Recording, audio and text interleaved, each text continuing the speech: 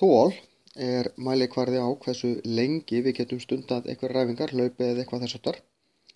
Það er mjög einstaklingsbundið hversu auðveldlega við byggjum upp þol. Sumir eiga auðvelt með að byggja upp mikið þol meðan aðrir eiga erfiðara með það. En það sem gerir það að verkum að við höfum mikið þol er að þegar við þjálfum okkur reglulega, þá þjálfum við hjartað í að dæla meira blóði í hverju slagi. Þá þarf hjartað ekki að erfiða eins mikið, getur gert þetta hægar því að það virkar bara betur. Við þjálfum líka lungun í að koma meira súrefni út í blóðið. Þá öndum við öðruvísi líka, við förum að anda dýpra.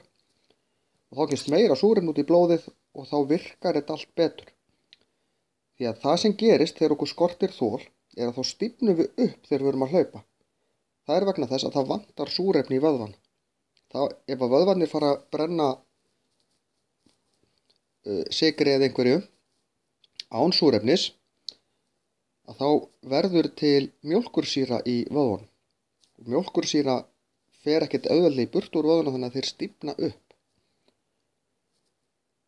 Og að hafa gott þol er að geta hlaupið lengi, hafa gott, koma miklu súrefni út í blóðið, geta dreift í hratt og örugglega út í vöðvana og þá myndast ekki þessi mjólkursýra.